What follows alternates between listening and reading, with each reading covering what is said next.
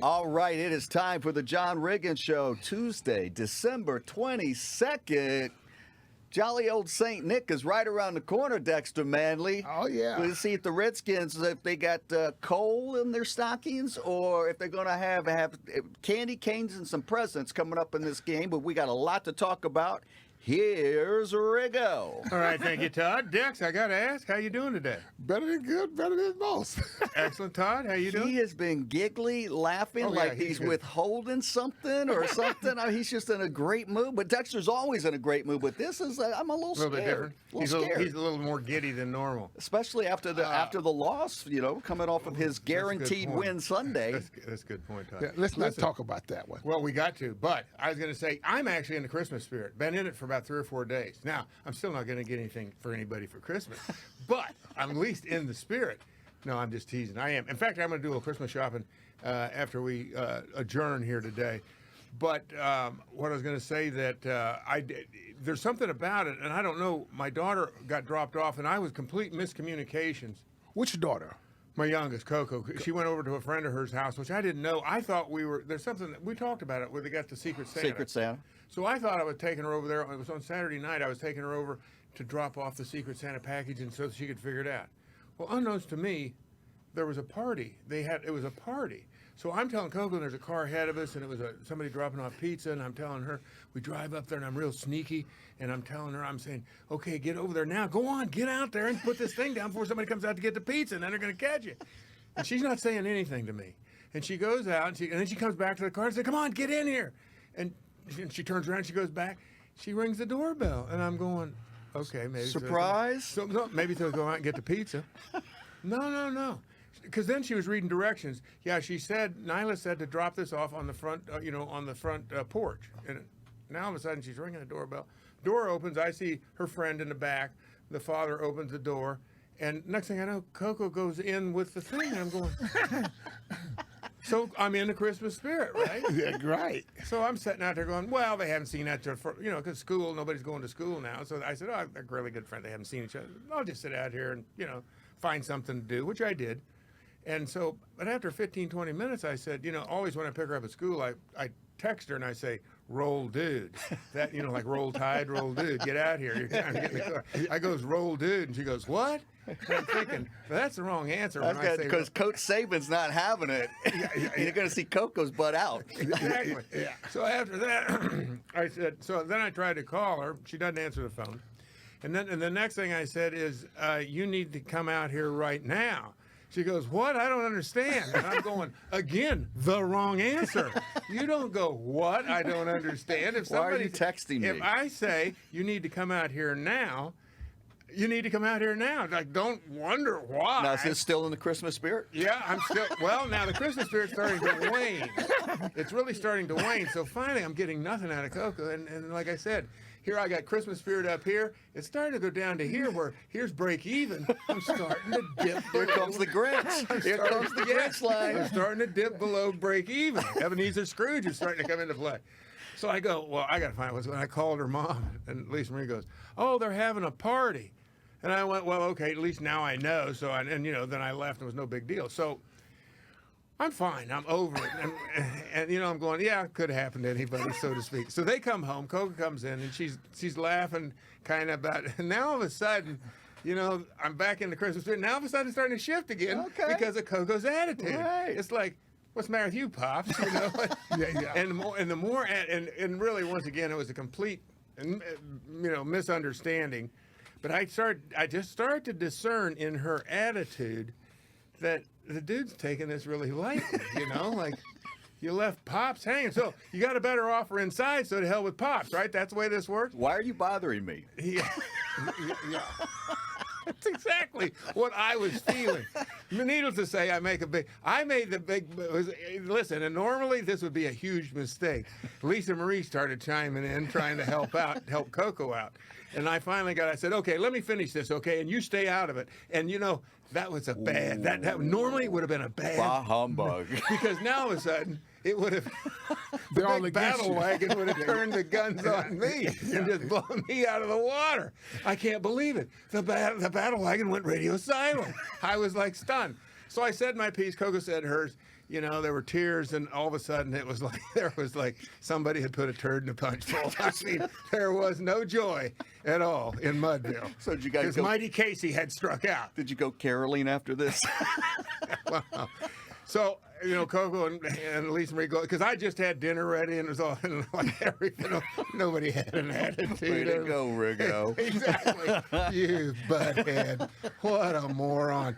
So they go upstairs, and finally I'm sitting there, and after about a minute or two, I go, what was I doing? I went up and apologized, and, then everything was all back, it's like instant, we were right back to where everything was, in the Christmas spirit. So I'm in the Christmas spirit. I'm ready to roll, but like I was saying earlier, no joy in Mudville if you go to Ashburn, because although, yes, I guess, there's a reward for losing because everybody else loses. So, right. Except the one team that can't do anything, they win. Everybody else loses, so you're still in first place. I want to get back to the Christmas spirit. You Sure. said there was tears. Were those your tears?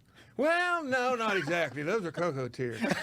I think. I'm trying to think, though. When I was sitting downstairs by myself, I was kind of getting that feeling like, oh, what am I doing here? This is Christmas. And here it was an innocent mistake, kind of.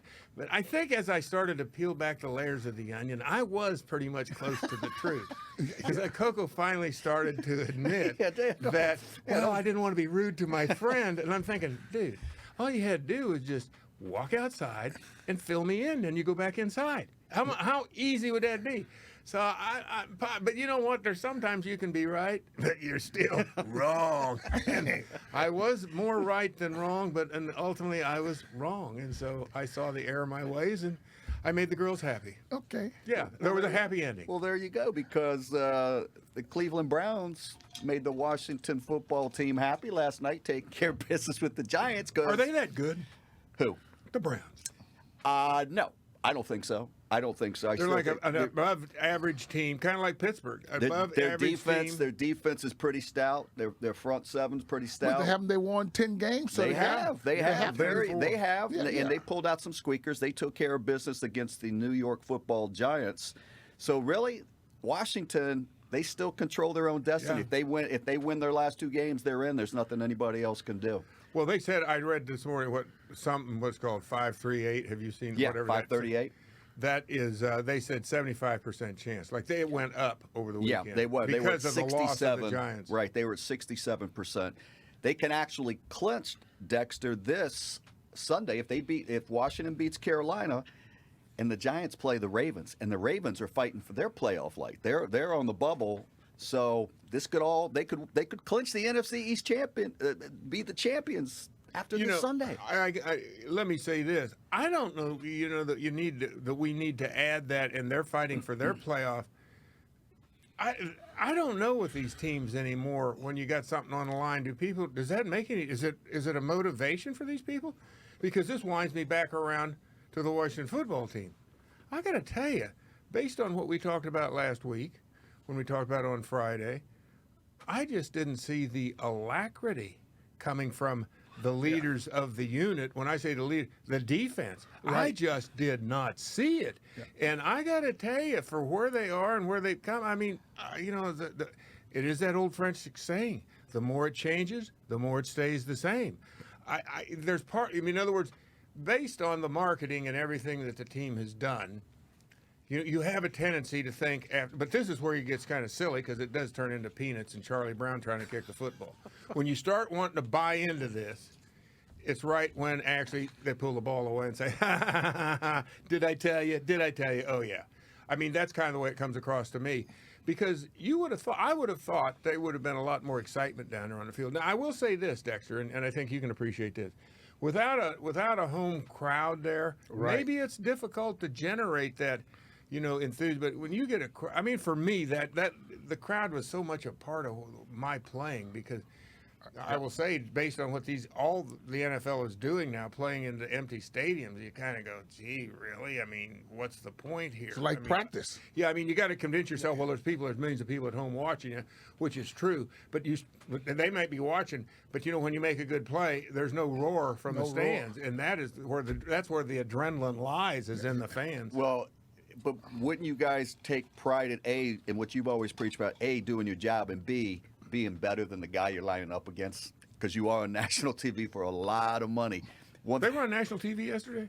Well, I'm saying in general. In general, Okay. every game Okay. is. Yeah, right. And it's so. They also said that the cheering track, that with the filtered in crowd noise, was off yesterday. That it was like behind. So it'd be like a delayed reaction with some of the in-house effects. But you know what I thought was odd? Because I didn't know, and I thought to myself, I said, this is weird. Because it sounds like when the refs have a penalty against Washington, there's kind of like a boo. And I'm going, where's that boo coming from? There's nobody there. They're piping it in. So, but, why would the league allow them to pipe in boos on refs' calls, right? Because that would make... But isn't that trying to capture? Did you hear it? Yes. It sounded like some of those calls. The guy went, okay, hit the boo button. It is. That's what it is. It's a button. He goes, okay, cheer, boo, hiss. Yeah, I mean, it's getting very mechanical now. It's getting more and more like WWE every day. It is. But Dexter, I mean, I'm stunned at the defense once again. Yep. Once again, how many times have we seen this movie this season where they are getting their butts kicked in the first half, fall behind 14, 17, however many points. The other team is tired of smacking them in the mouth. Once Seattle scored that opening possession of the second half touchdown. Yeah, well, that was... And you knew it was over. And you could see them physically start to just, okay, let's go through the motions and get through this. Yeah. Well, I tell you what I saw is that I think they was in the game for a while. And Who? Washington? Dwayne Haskins, when he didn't clam the pocket, that guy Jamal Addison ran him down. He came back. That took him out of. You're talking about late in the game now. No, this happened in like the first half. Oh, okay. First quarter. He didn't clam the pocket. The guy Jamal Adams ran him down. And they smoked him. They turned around and they went all the way and scored a touchdown. Why didn't he throw that ball away when he had all day to throw that away and allow Jamal Adams to smoke him on that play? That smoke was him down. But that's why the veterans were crying last week when they announced he was going to be the starter. Well, Dwayne, we're going to beat you to it. We're going to cry first. The defense. Here's Seattle's four possessions of the first half. They go 8 plays, 40 yards, field goal. 5 plays, 21 yards, a punt. 10 plays, 37 yards, field goal. 10 plays, 80 yards before the half, touchdown. Then they had they got that kickoff where they knelt down at the end of the when Washington got the field goal right before the half again. Right, that was a 48-yard. Was that a 48? Yeah, it was. Or something like that. But Dexter, what's going on with this defense that they can't? How is it? When you would think that these guys are more emotional at the start of the game than they would be at the second half and figuring out what's going on, but defense let them down again. Inconsistent. And you know what? The Seattle Seahawks didn't have a very good offensive line. They played like they were. They sure did. Yeah, they had allowed, I think, the second most sacks in the league. That's John. right. Yeah, that's what Dex said last week. Yeah. Which is odd when you got Russell Wilson as your quarterback. Right. How do you sack him? They had no sacks yesterday, right? No sacks. No sacks, and they didn't harass the quarterback. Well, I read in the Seattle papers this morning before I ran out of my free articles that they said this is typical of Seattle. They don't do any wins easy. In other words, they're one of those teams that. I mean, Dex, I can't remember, but it is a different game today, so I don't know really our experience if it really applies so much today. Yeah. Because, it seemed like in the old days you could take your foot off the accelerator in basic second half when you was on top of somebody like Seattle and just kind of unless nowadays there are more comebacks than ever before that you see teams down by 15 points, 20 points or whatever, and that didn't used to happen. I'm sorry. You go back 30, 40 years, you got somebody, particularly you start second half 20-3. Right. That's not a football game anymore. And I don't know if teams relax more now when they do that. I couldn't tell really. But I will say, as far as the defense, I'll kind of come to their aid a little bit. If you take 2 runs out of it, that would be the 38-yard run by Wilson and the 50-yard touchdown run. That's 88 yards of rushing. So basically, and they had 26 total carries if you add that all up, if I'm not mistaken. They basically, and I think they ran for 180-some yards. 107 in the first half. Yeah. Yeah, well, part of that was a 38-yard run. Yep. So you knock that off of there. Really, and this is where it gets weird because the run for the touchdown that counts, but that it isn't where they had like some of the games they played where they had a back or two that just keeps ripping them for 3 yards here, 7 yards Like there, Cleveland. 6 yards there, exactly, where they're just really you can't stop The Giants. Yeah, that they're doing whatever they want with the football, and you can't stop it. They had these, and so it makes the stats look, oh wow, and that's what everybody thinks. You walk away and they're going, oh God, they just ran all, they couldn't stop the run. Well, there were 2 runs. Had they stopped them, those stats would have been a lot different. And this what really shocked me, and that's why I say I didn't see the alacrity. On the touchdown run right after the second half began, I watched Chase Young. He happened to be in the frame, and he sees the ball go by him, and he just stops and watches the guy run. And I'm going, yeah, something ain't right about that. Yeah. There was no, even if you're just going to, pull up and pace him, I mean, like somebody we know. I'm really fighting my guts out. Just to see, hey, I think I'm actually faster than you. I want to pull ahead of you. But he didn't even bother doing that. And I think that probably comes from youth, and I think that what is being branded now, and they're one of their top 5 defense. I mean, right. You can't argue with the statistics. Right. But they're a weird top 5 defense. Yeah. I don't know how, because they're soft at times, and yet, they're like I don't want to say world class, but they're professional level at other times. I don't know who are they? And is it a matter of the fact that you have several young guys on the defense? Well, basically the defensive line.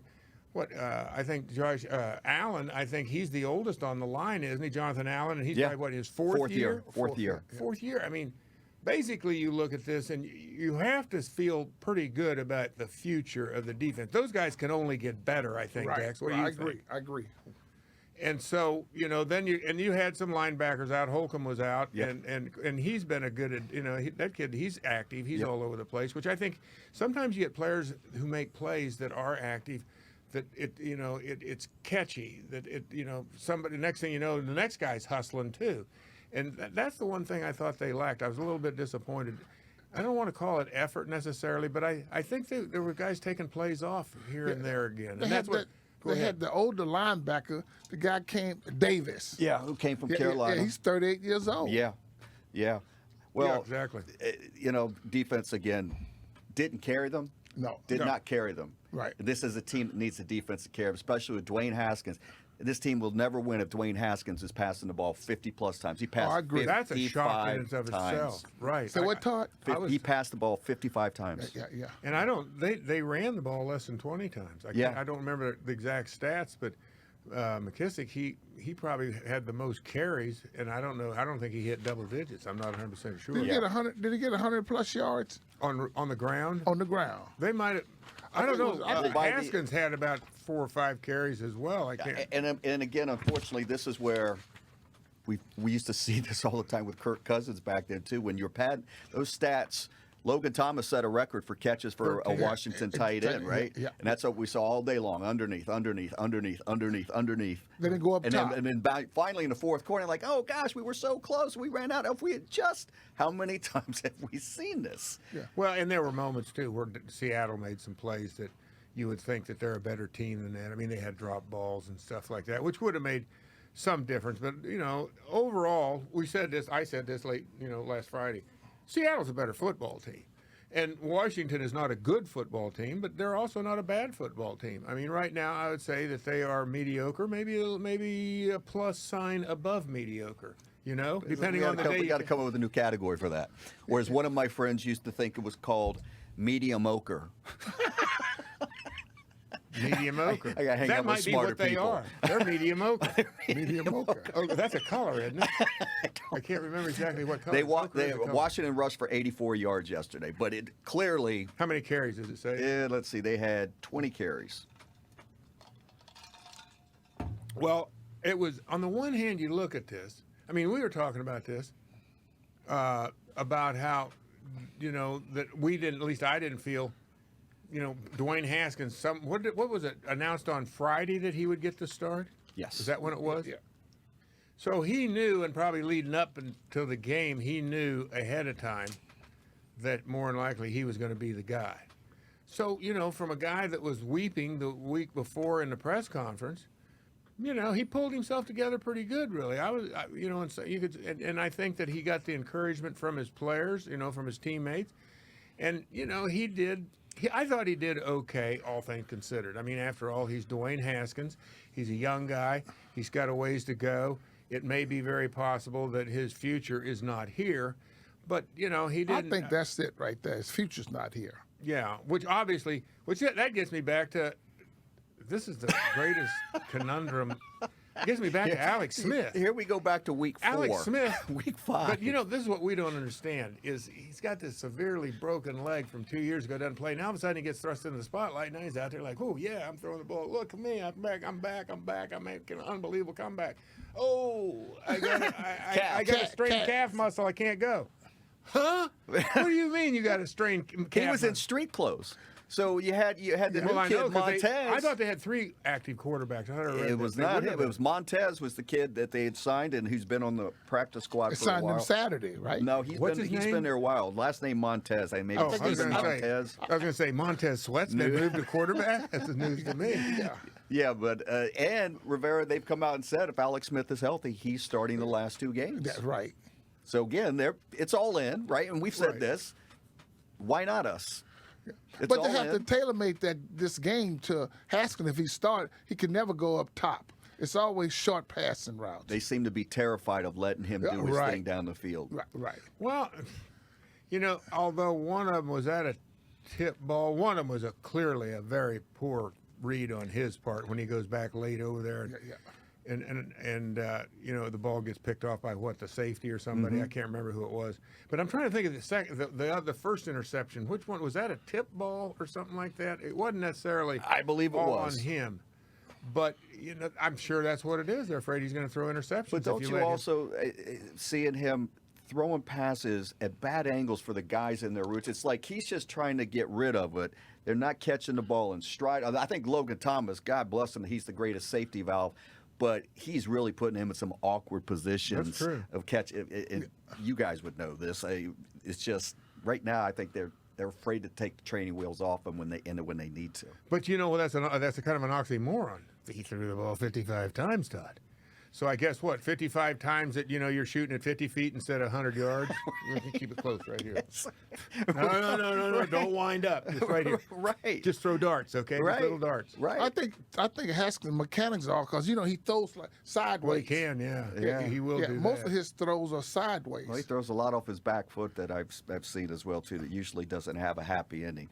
But hey, first place, NFC East, baby. Yeah. Still going to the NFC Now Championship. nobody's going to have a winning record in the NFC East. The best they can do is 8-8. 8-8. Right. So a couple other tidbits from around the league. But first off, so again, if Washington, they beat Carolina last home game, and the New York Giants have the Ravens, and if those 2 things happen. But what's going on? Colt McCoy obviously is not the answer in New York. Yeah, so is, they think Jones? Daniel Jones is going to be back for this Game. pivotal game. So, yeah, because they did nothing against the Browns 2 nights ago. Yeah, and see, this is what's weird, is you really can't, you think a team's got a winning record, and you think, oh, wow, they're pretty good. I don't know. You've got to throw it out the window. The Jets beat the Rams. The Rams needed that game. You've got to throw this, to think that you can see, just because a team has a lot of wins doesn't mean at this time of the year that you're going to get like, oh, this is a team that's going deep into the playoffs. I don't see it. Yeah. I don't know who's out there. Yeah. That team does not exist in the NFL. And maybe it's because it's one of those, because of COVID, things are so topsy-turvy, you don't know what you're going to. But I will say this, you say, oh, the Ravens and the Giants. Hey, I would not be surprised the Giants win that game. It would not surprise me. I wouldn't either. Only I'm not because, sold on the they Ravens. beat Seattle 2 weeks before they Right. played here, yesterday. No So question. It's upside down, and everything's up for grabs. I don't think this game this weekend against the Panthers right now, to me, I'm thinking, that's one of those trap games. You go to sleep on this one. Carolina has 4 wins. They fired their Marty Hurney on Monday. Again? Yep, they fired Marty again. So now all the rumors. But they're going for the hat trick. They're going to rehire him in January. Actually, we would have Riverboat Ron rehire, then Ron will fire him. So he gets that'll be the ultimate hat trick. So Well, that's what they're saying, right? That right. he's So all the coming here. rumors have started that So he'll be the GM here? it's there, but and Ron is not going to talk about it, nor should he right now. You know, they got to take care of business, He but needs that's to the talk about rumor. it. He needs to talk about it. That's Get it off his That chest. Martin Herney is coming here. yep. He has That's no the winning rumor. record. But he's coming back to work for the Richmond Times. Isn't that where he started? He was a reporter. I remember No, Marty was a Washington reporter. Times.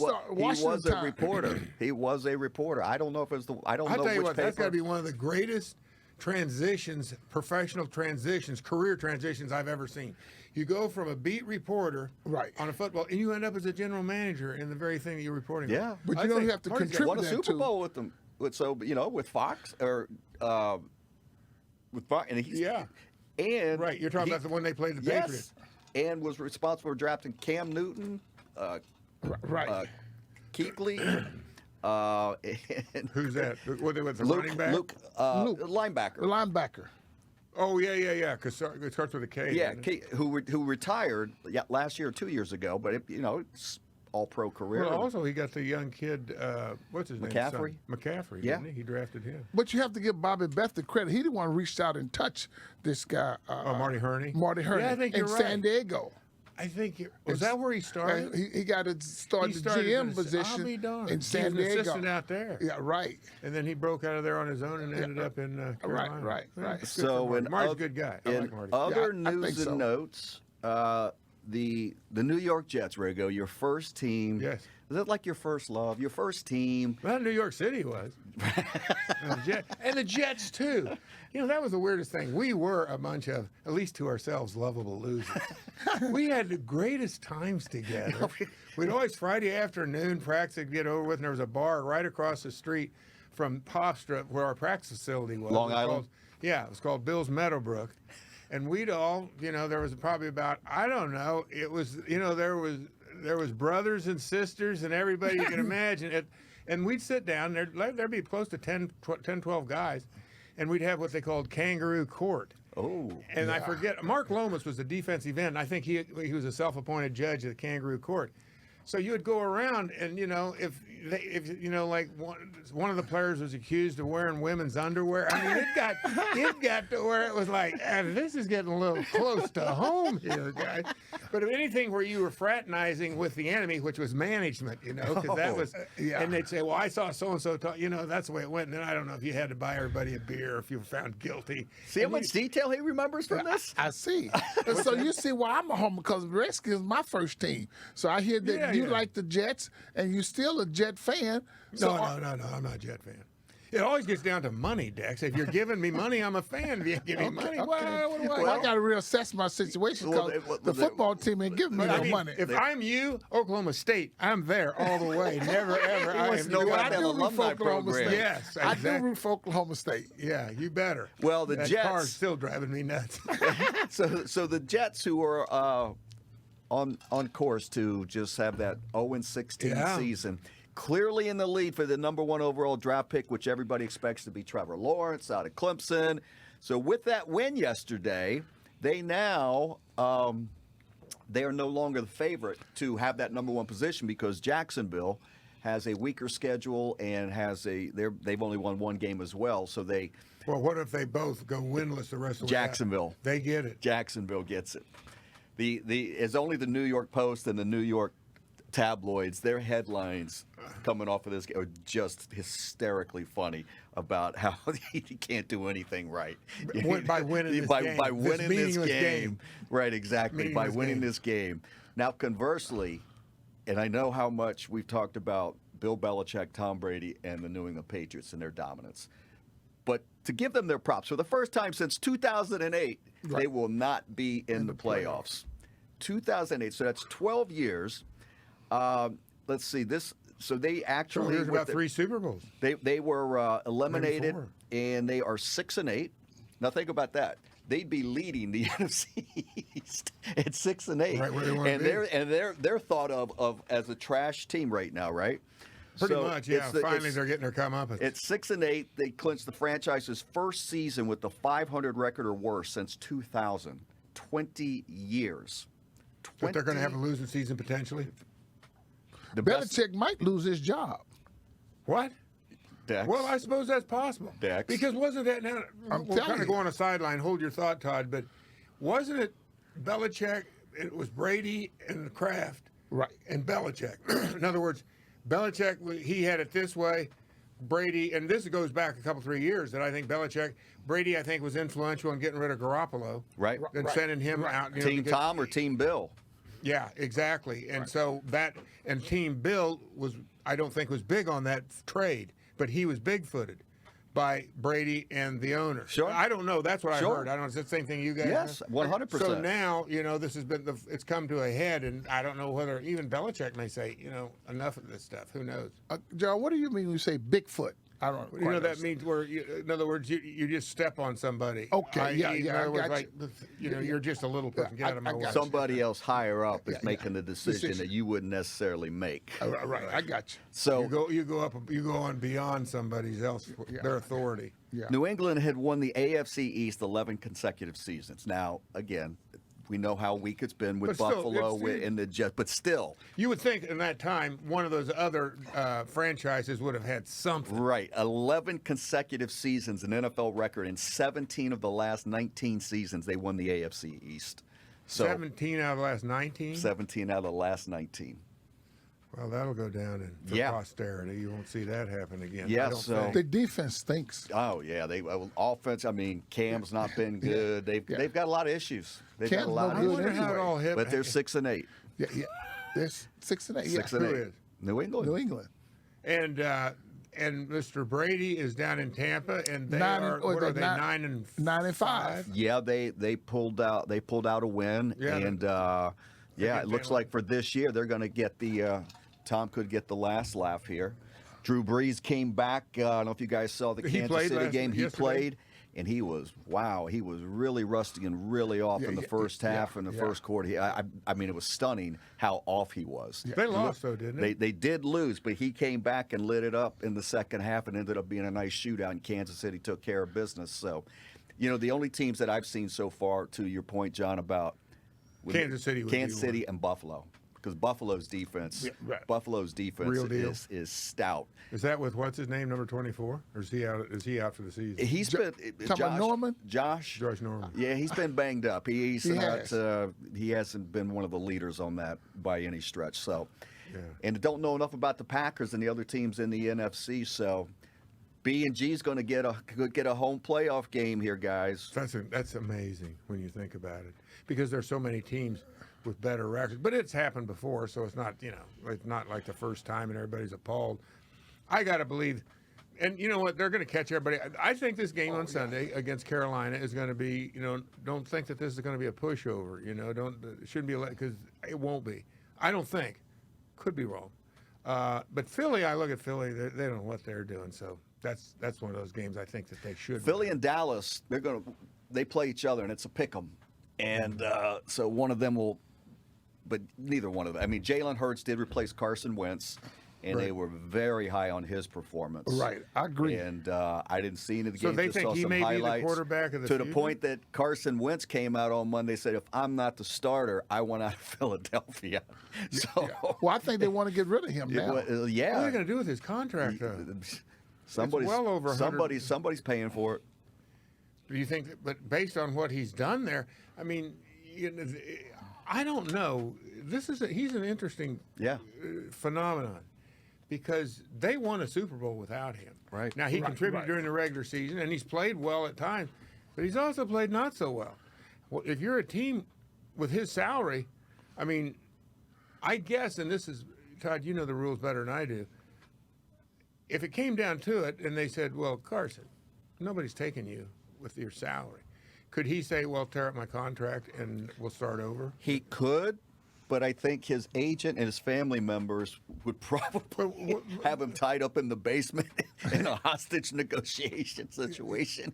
So, well, I appreciate that, but I guess what I'm He getting doesn't at, have- nobody wants him, so Philly's going to leave him at the backup quarterback at that rate? I'd have to look up exactly what is guaranteed in this contract and how it's spread out or whatever. But these quarterback contracts and the bigger deals that have been coming out and guys getting record money, almost all of it's guaranteed now. Exactly. So, in other words, you're kind of Like Alex Smith. Right, 100%. Just like whether or not he plays another down. Right. Right. Yeah, that's the part that I always had a hard time. But what I'm saying is that even though you go ahead and take the cap hit and part ways with somebody like that, teams are really loath to do that, right? Right. They're going, he has some value. Right. And now he's being way overpaid, but as a backup quarterback, but that's screwy because then all of a sudden your starting quarterback is going, the backup's making about 50 times more than I am. How does this work? So you're really in a bad place there. Yes. To me, I think that, those kind of fiscal mistakes are just devastating to a franchise. Well, I look would what say. Minnesota did with Kirk Cousins. Yeah, let me tell you, Oh, man. they would be Kirk. Great analogy, Dexter, because they are not happy. No matter what happens with them this year, making the playoffs or not, nobody.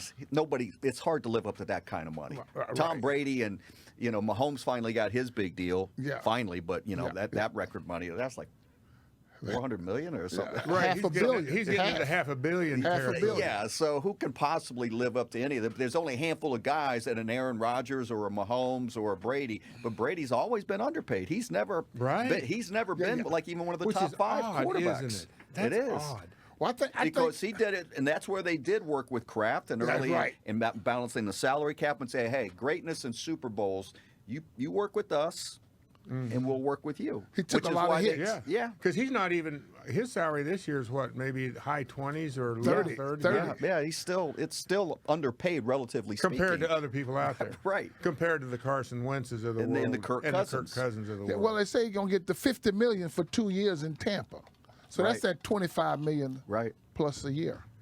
Well, obviously, a lot of that's based on his age, but obviously he's still playing well. Yeah. He is a phenomenon. There's no question about that. All right, well, For sure. Dexter is feeling good because he did clue us in that, this is the second day of winter. The first day was on Monday, the 21st, the winter solstice. That's correct. So here we are in the holiday the season. equinox. Here we go. Well done, Dexter. That's why you were feeling good. Better than what you're saying. Now, I'm scared better than to good, ask, better than I'm most. scared to ask Dexter this question. Maybe I should wait, and maybe I'll ask the question now, and you can give me the answer on Friday. Okay. But I'm trying to think, based on what you were going to do on Thanksgiving, I'm trying to figure out No. what's your Christmas going to be like, Dexter? Because I'm thinking Dex is not going to go down the chimney. He's going up. Am I in the ballpark here, Dex? Huh? And this is Dexter's famous time of year because this is the time of year he's a giver. He's going to give. That's right. And the way he's been giggling all day, I think he's been a good guy. He's been a good guy and expecting some pretty serious presents. Yeah, I already got the present. So, Maybe yesterday. but there's probably more to come, Dex. Well, You speaking have of no presents, idea. I think speaking of so. presents, all right, I think so. Carolina and Washington. What do you think the opening line is, Riggo? I'm going to say Washington, and they're going to be a -5. Washington -3. -3. Tighter than I would have thought. That is. And Carolina's got 4 wins, and Carolina has lost a ton of games by, I think, 5 points or fewer. By the hair of their chin. Yeah.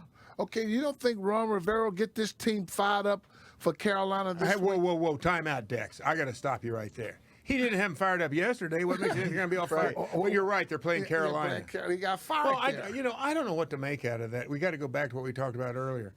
I just was not impressed with the way this team played in a game where you're controlling your own destiny. Oh, hey, just win, baby. You keep winning, and ain't nobody can touch you now. I didn't see it. Have we seen it for 4 quarters in one game where there was just such dominance that you walked away impressed and said, okay, maybe they figured some things out yet? Yeah. Now I can't, and I don't know.